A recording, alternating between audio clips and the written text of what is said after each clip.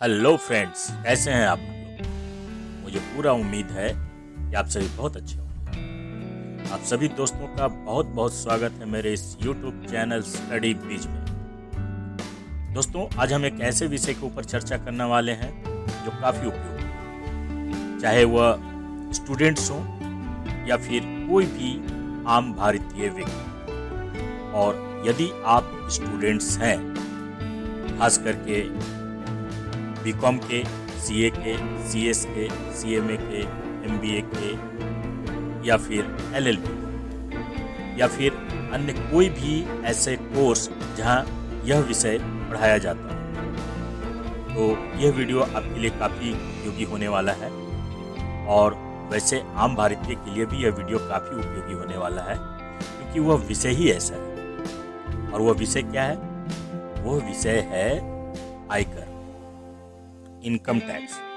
दोस्तों, हम सभी जानते हैं कि भारतीय व्यक्ति या भारत में कार्यरत कोई भी संस्था अथवा कंपनी जो किसी भी तरीके से अपनी जीवन यापन करने के लिए आय अर्जित कर रही है, इनकम अर्न कर रहा है, उन्हें अपनी आय में से कुछ भाग भारत सरकार को देना पड़ता है। तो ऐसे में आप सभी के मन में यह सवाल उठता होगा कि आयकर कौन सा व्यक्ति देगा, कौन सी आय पर आयकर देना होगा और कौन सी आय पे आयकर नहीं देना होगा। आयकर देने का तरीका क्या होगा, क्या आयकर देने से बचा जा सकता है, और यदि बचा जा सकता है तो कैसे। यदि आयकर नहीं देंगे तो क्या होगा, आदि अनेकों सवाल होंगे जिसके बारे में आप जानना चाहते हैं। नमस्कार, मैं हूं रितेश, और आगे बढ़ने से पहले आपसे एक अनुरोध है कि आप यह वीडियो अंत तक अवश्य देखें, क्योंकि यह वीडियो आपके लिए काफ़ी उपयोगी होने वाला है। और अगर यह वीडियो आपको अच्छा लगता है तो इसे लाइक जरूर करें, और फिर लगता है कि इसे अन्य किसी के साथ भी शेयर करना चाहिए तो इसे शेयर करें। और हाँ, चैनल को सब्सक्राइब करना ना भूलें। चैनल सब्सक्राइब करने के लिए आपके दाहिने तरफ लाल रंग का सब्सक्राइबर बटन लगा हुआ है, उसे दबा दें। उसे दबाने के बाद बेल आइकॉन जरूर दबाएं, ताकि जब भी मैं कोई नया वीडियो अपलोड करूं तो इसका नोटिफिकेशन आपको मिल जाए। और हाँ, आपका यदि कोई कमेंट्स है इस वीडियो के ऊपर में, तो आप उसे अपने कमेंट्स बॉक्स में जरूर दें। इससे होगा क्या कि आपके कमेंट से हमें और भी ज्ञानप्रद वीडियो बनाने में सहायता मिलेगी, जो आपके लिए काफ़ी उपयोगी होगी। और इस चैनल पे हम सभी प्रकार के ज्ञानप्रद वीडियो बनाने का कोशिश करेंगे। दोस्तों, जैसा कि हम लोग पहले देखे थे, हमारे सवालों के जवाब के लिए इनकम टैक्स किसको देना है, किसको नहीं देना है तो कितना देना है, इस प्रकार से उसका कैलकुलेशन किया जाता है। नहीं दिया जाएगा इनकम टैक्स तो क्या होगा, आदि इन सवालों की जवाब के लिए हमें कुछ अध्ययनों की आवश्यकता पड़ती है, जैसे कि income tax act 1961, income tax rules 1962, और फिर समय समय पर central board of direct taxes के द्वारा जारी किया जाने वाला सर्कुलर, क्लेरिफिकेशन, नोटिफिकेशन आदि। और चौथा जो है हमें अध्ययन करनी पड़ती है, वो है जुडिशियल डिसीजंस, न्यायिक निर्णयों। आइए इसके बारे में थोड़ा समझ लें। इनकम टैक्स एक्ट 1961 ये एक कानून है जो कि पूरे भारतवर्ष में लागू है, और ये 1962 से लागू है। इनकम टैक्स एक्ट में जो प्रोविजंस दिए गए हैं, इस प्रोविजंस के द्वारा ये डिसाइड किया जाता है कि टैक्सेबल इनकम क्या होगा, कर योग्य आय क्या होगा, टैक्स लायबिलिटी हमारा क्या बनेगा, कर देयता क्या होगा। इसके अलावा अगर हमारा कोई टैक्स बन रहा है, उसका कैलकुलेशंस कैसे किया जाएगा, उसका असेसमेंट कैसे किया जाएगा, इसके प्रोविजंस, इनकम टैक्स से रिलेटेड अगर कोई डिस्प्यूट होता है, कोई विवाद होता है, या फिर किसी प्रकार की गलत काम किया जाता है, उसमें क्या दंड का प्रावधान है, उसका प्रोसिक्यूशन कैसे चलेगा, और उस पे एसएससी को क्या अधिकार है, किस प्रकार से अपील कर सकता है। विभिन्न प्रकार के आयकर प्राधिकारी यानी इनकम टैक्स अथॉरिटीज का पावर क्या है, उसके लायबिलिटीज क्या है, अपने पावर्स का यूटिलाइजेशंस वो अधिकारी इस प्रकार करेंगे।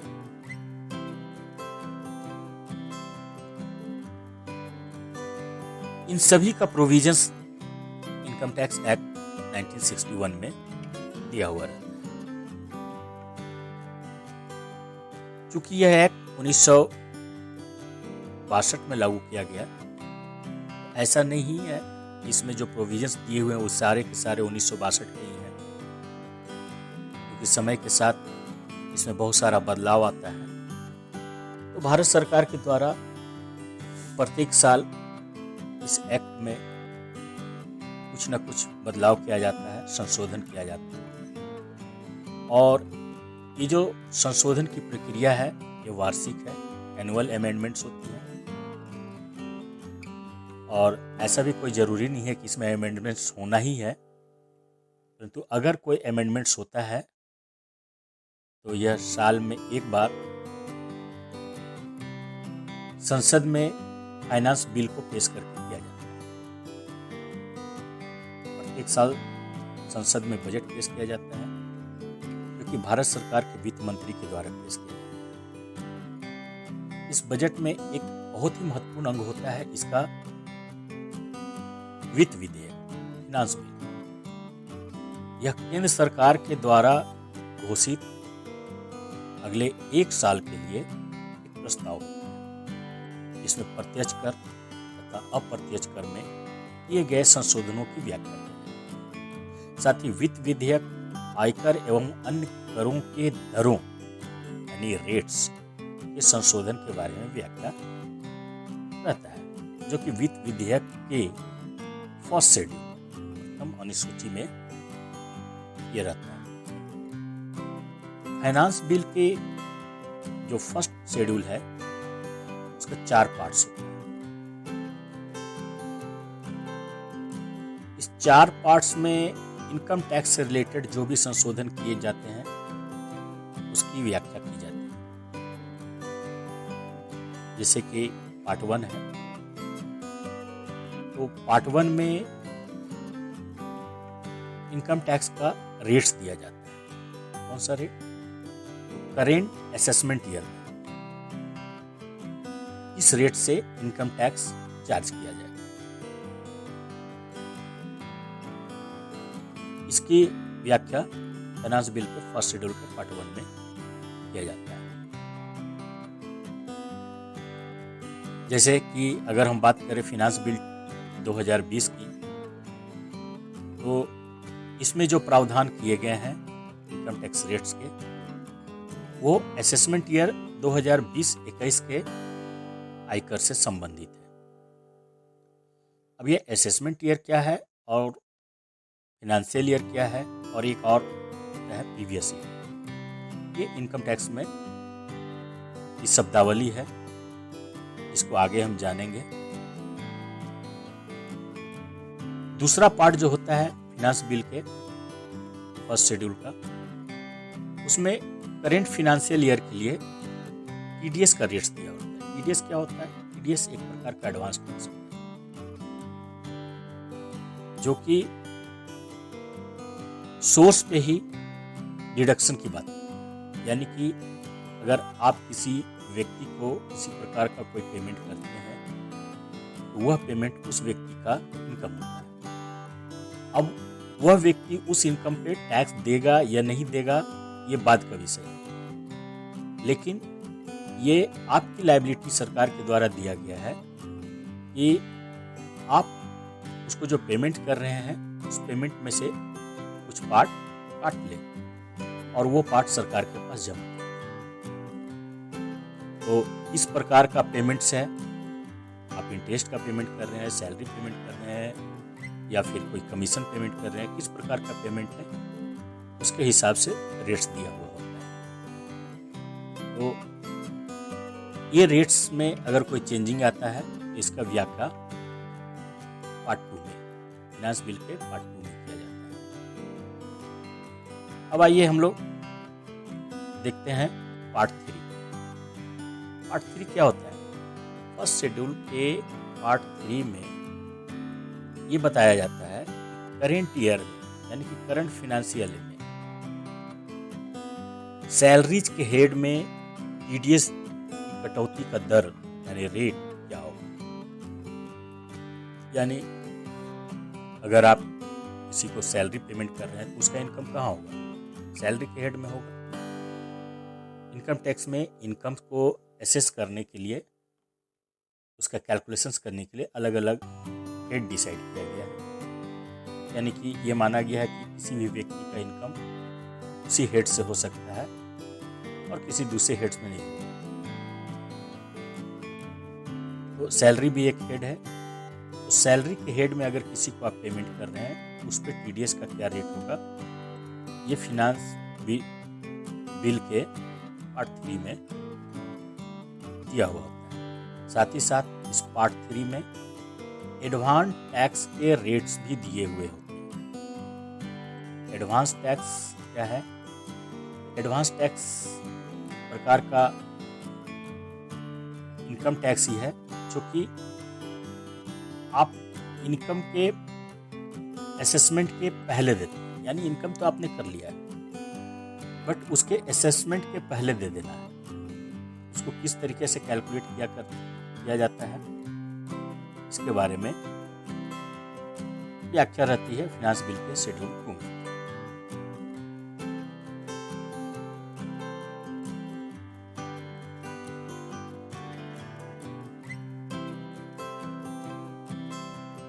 अब आइए हम लोग बात करते हैं पार्ट 4।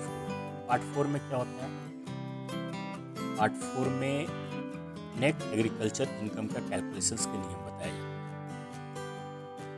हालांकि भारत में एग्रीकल्चर इनकम टैक्स नहीं है, कोई टैक्स नहीं दिया जाता, परंतु अगर किसी व्यक्ति का एग्रीकल्चर इनकम तो है लेकिन साथ ही साथ कोई दूसरा इनकम नहीं है, जैसे कहीं वह नौकरी करता है, उसकी सैलरी होती है, इनकम हो गया, या बिजनेस करता है, उसका बिजनेस इनकम हो गया, लेकिन साथ ही साथ एग्रीकल्चर इनकम भी है। तब इस स्थिति में उसके कृषि से जो आय हो रही है उसे भी एक इनकम मान करके उसको एक कैलकुलेशंस किया जाता है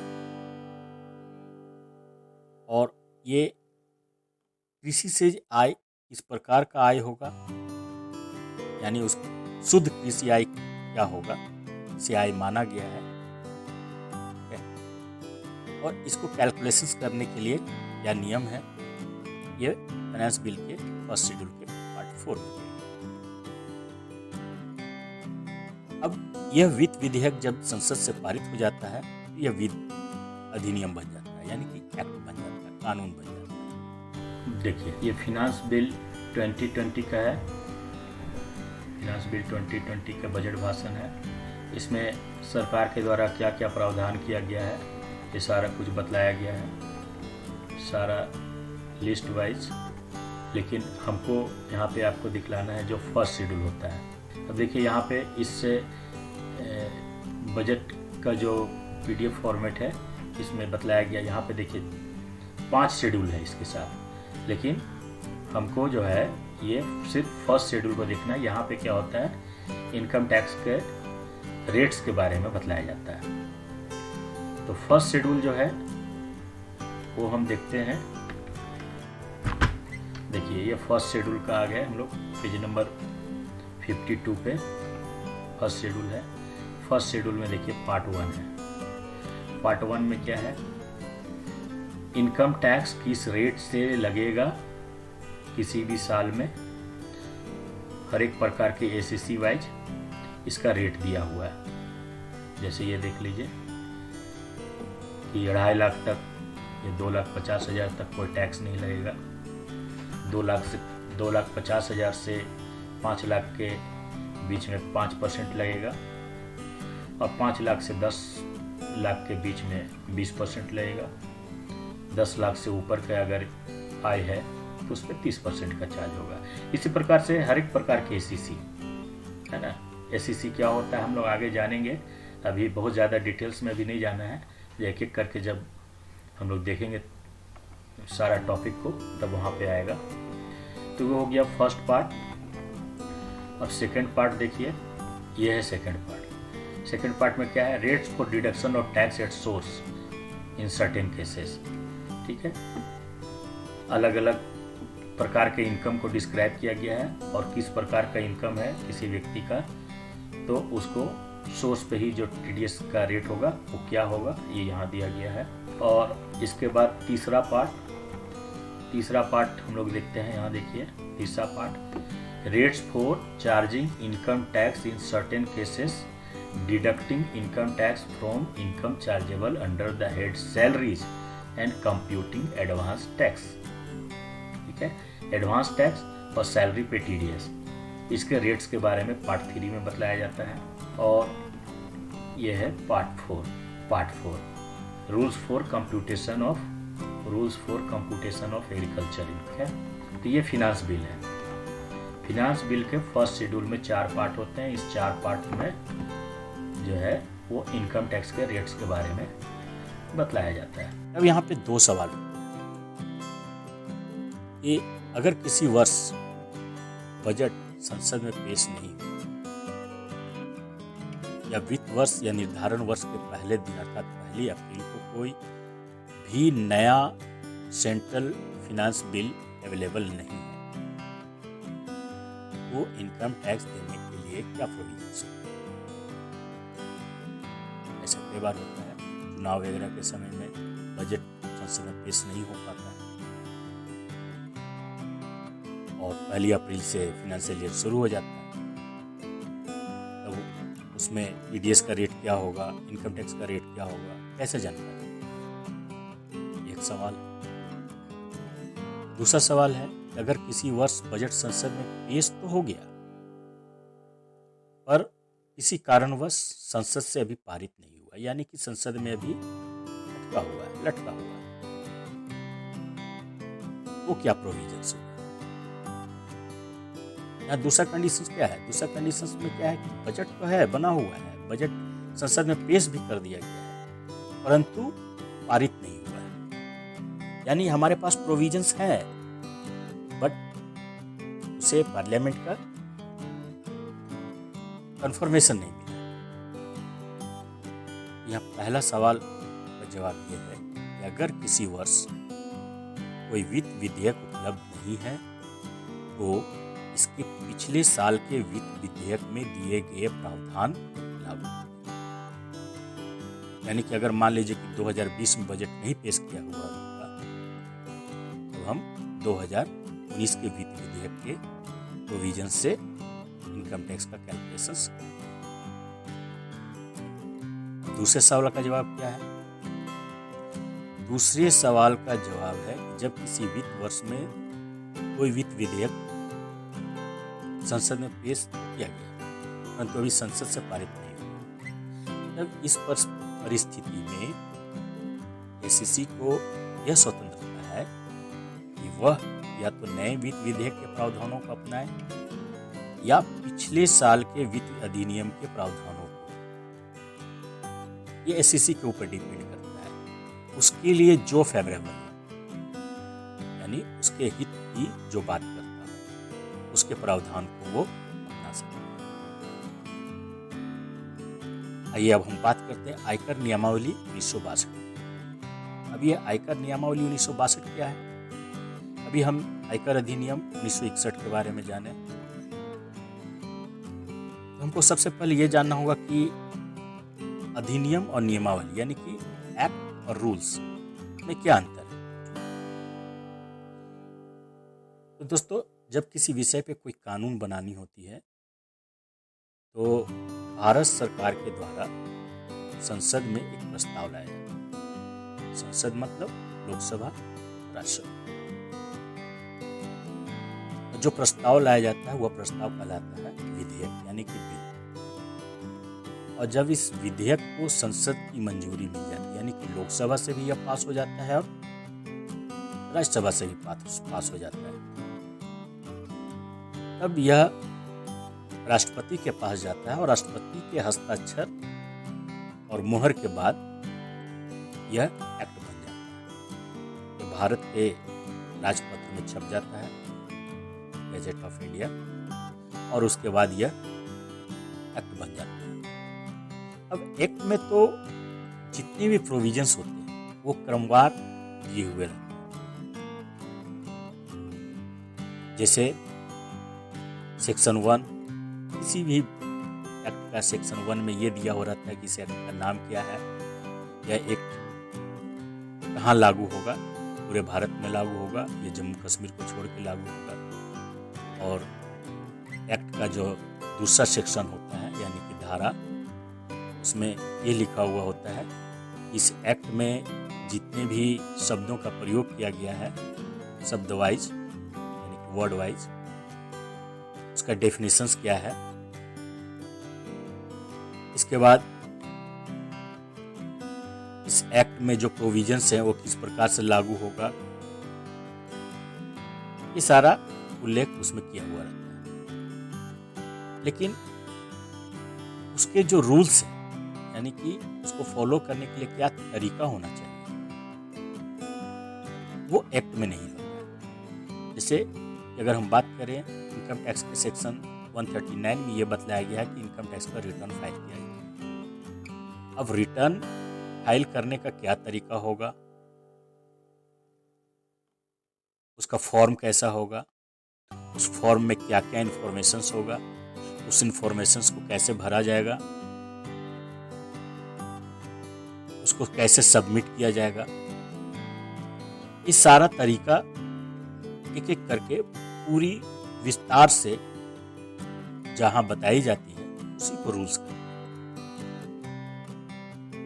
आप इसको ऐसे समझ सकते हैं कि कोई खेल में जिस प्रकार से एक रेस होता है दौड़ का, एथलीट दौड़ते हैं, हम ये जानते हैं जैसे एक एक्ट में ये बताया गया कि 100 मीटर का एक रेस होगा, ठीक है। लेकिन इसके जो रूल्स हैं इसमें ये बतलाया जाएगा कि 100 मीटर के रेस में प्लेयर्स जो होंगे वो किस उम्र के होंगे, किस प्रकार से जूते पहनेंगे, किस प्रकार का ट्रैक होगा, कहाँ से स्टार्ट होगा, कहाँ पे फिनिश होगा, जो विनर होगा उसके लिए क्या जरूरी है, क्या देना होगा, उसको पुरस्कार क्या देना होगा, ये सारा कोड ऑफ कंडक्ट जिसको कहते हैं उसे ही रूल्स कहते हैं। और इनकम टैक्स एक्ट में जो है सेक्शन 295 केंद्रीय प्रत्यक्ष कर बोर्ड यानी कि सीबीडीटी को यह पावर देता है वो इनकम टैक्स एक्ट से संबंधित एक रूल्स बनाए, एक नियमावली तैयार करे जो कि भारत के किसी भी भाग अथवा संपूर्ण भारतवर्ष के लिए हो और केंद्र सरकार के नियंत्रणाधीन हो। यह नियमावली की अधिसूचना यानी कि नोटिफिकेशन भारत के राजपत्र में छपेगा और छपते ही लागू हो जाएगा। हालांकि यह नियमावली 1962 में पहली बार लागू किया गया था परंतु समय समय पर इसे संशोधित किया जाता है। संशोधित कैसे किया जाता है? तो जैसा कि मैंने बताया, फिनांस बिल के द्वारा, और इसके साथ साथ समय समय पे इन सरकार के द्वारा जो नियुक्त की हुई एजेंसी है CBDT, यानी कि central board of direct taxes, इसके द्वारा time to time circular, clarification और नोटिफिकेशन जारी किया जाता है। और ये नोटिफिकेशन या क्लेरिफिकेशन या सर्कुलर जारी करने के लिए CBDT को जो पावर देता है वो इनकम टैक्स एक्ट देता है। इनकम टैक्स एक्ट के सेक्शन 119 यानी कि 119 में CBDT को यह पावर है, वो टाइम टू टाइम जो भी गाइडलाइन इनकम टैक्स के बारे में दिया जाना हो उसे सर्कुलर के रूप में, नोटिफिकेशंस के रूप में या क्लेरिफिकेशंस के रूप में जारी कर सकते हैं। और इनकम टैक्स के जो प्राधिकारी हैं उनके द्वारा ये लागू करवाया जाता है। और चौथा जो हमारा स्टडी का विषय था वो है न्यायिक निर्णय, यानी कि जुडिशियल डिसीजंस। अगर किसी विषय पे कोई विवाद होता है तो उसका निपटारा अदालत में किया जाता है।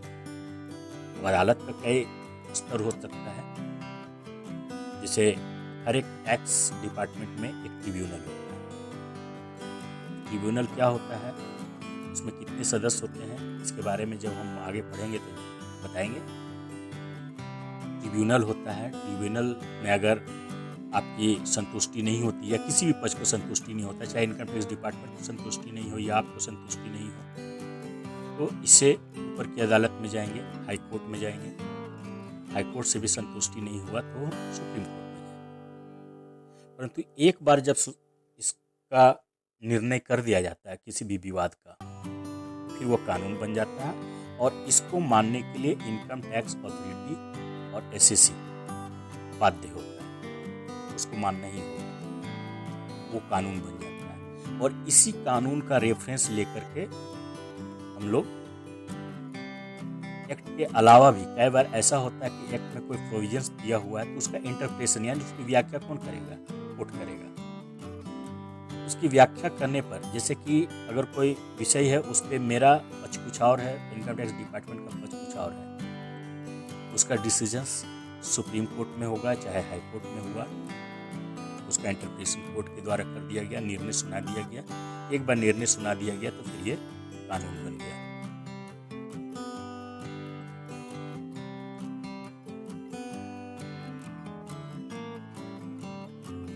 दोस्तों, अब अगले वीडियो में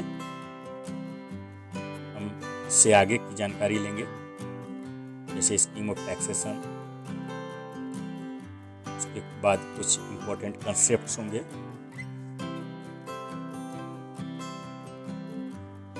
इसी प्रकार से उत्तरोत्तर हम इनकम टैक्स के बारे में जानते हैं।